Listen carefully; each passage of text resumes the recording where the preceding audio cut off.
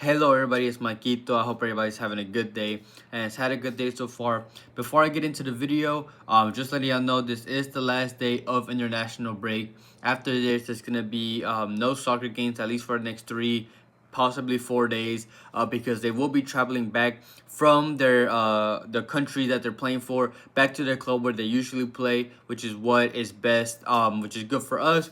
So might not have a video for the next 3 days or so. I'll try to maybe have a WNBA video in between, but if there isn't, expect a video within the next 3 days or so. Again, they will be traveling. As always, I always mention, play lighter when it comes to the international break. Player props have been doing pretty decently, pretty good. Moneyline wise have not been doing great. I know somebody mentioned to like possibly just stop the money lines, but I'm still gonna post them in case you want to take them. Obviously, you don't have to take these plays if you don't want to, you don't feel good about them. It's a little harder. I've mentioned it with international because players have different roles and do different things, play different positions when they play for the country compared to their club. So again, I usually recommend playing lighter, and as always, if I do have any added plays, they will be in the pinned comment. Usually I do them before the games, about an hour before. That's when the lineups are out. That's when I know for sure who's playing, who's not, what lines to take, what lines not to take. So if you do want more plays, keep an eye out for those. They will be in the pinned comment more than likely tomorrow. But other than that, I'll get straight into the plays. The first play that I found that I like is Dominik Szoboszlai to go higher than 1.5 shots at home for Hungary, going up against Portugal. Yes, it's a tough matchup. And yes, he did go under in the first game against Ireland, but there's a few reasons for that in my opinion. First of all, Salah is suspended, so he won't be able to play in this game against Portugal. And he is one of the players that takes a lot of the shots for them, especially from outside the box. He's one of the players that he passes to, but now that he's suspended, he himself, Szoboszlai, is going to have to shoot more. Also, the last game against Ireland, he played more as a defensive midfielder and was much more of a playmaker instead of trying to shoot the ball. But because Szoboszlai is, not Szoboszlai, sorry, Salah is gone, I expect him to be more of an offensive role and play higher up in the league. And also, they got an early lead early in that game against Ireland, and then Salah got an early red card in the second half. So they already weren't shooting much because they got an early lead, and they were a man down. So all those combined just made him go under in that game. But at 1.5, I like this line. He's a set piece taker.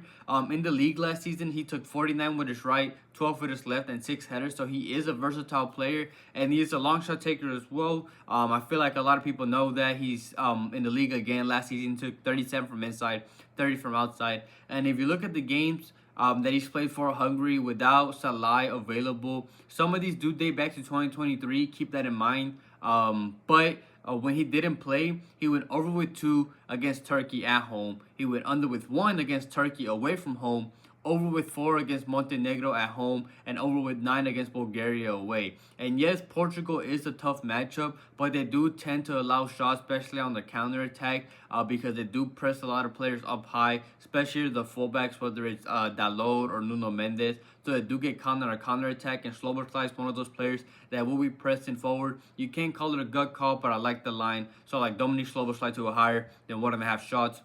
And then the second player prop that I found that I like is Marcel Sabitzer to go higher than 2.5 shots away from home for Austria, going up against Bosnia. He went under with 2 against Cyprus, but it is honestly unlike Austria to only take 10 shots in that game. It's still a good matchup, especially when it comes to the amount of shots Bosnia allow. If you look at some of their most recent games, they gave Cyprus 11, who's not a good offense, Romania 15, Netherlands 12, who weren't even playing their main squad, Germany 23, Hungary 12, Germany 12. And I just feel like in general they're a low possession team. They allow a lot of shots, and that's perfect for a team like Austria that loves to play possession, which means more shot opportunities for him.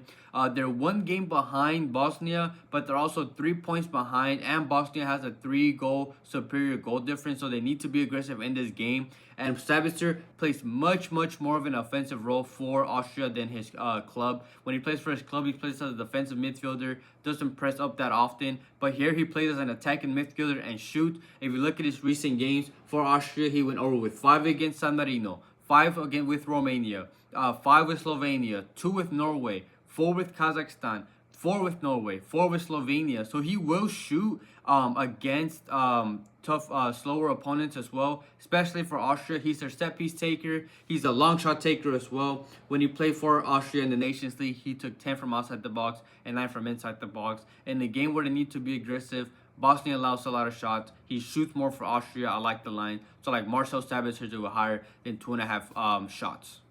Before I get into the money line play, as always, I would really appreciate it if everybody liked the video and commented as well. It's a great way to support the channel. As always, I mentioned it boosts the video out to the YouTube algorithm so more people watch these videos. I'm trying to be consistent. I've been posting pretty much every day whenever I can and when I like plays that I find as well. And if you're not subscribed, please subscribe, turn on notifications so you're notified when these videos do go out, because I know a lot of times these plays do tend to get bumped. It happened with the added plays as well. It happened with the Rategi pick on the last video as well, which is crucial. I'll mention that at the end of the video. But I also have my Discord, which is linked, which is not a premium. It is completely free. Link for that is there as well for those that will also want to get notified there as well. I do let y'all know when the video goes out publicly, and it's also a great way to meet other people. Great community. People post their place. You can post your place on anything you can bet on. Great community. Link for that is in the description. And I do also have my YouTube membership, which is the only form of premium that I do have.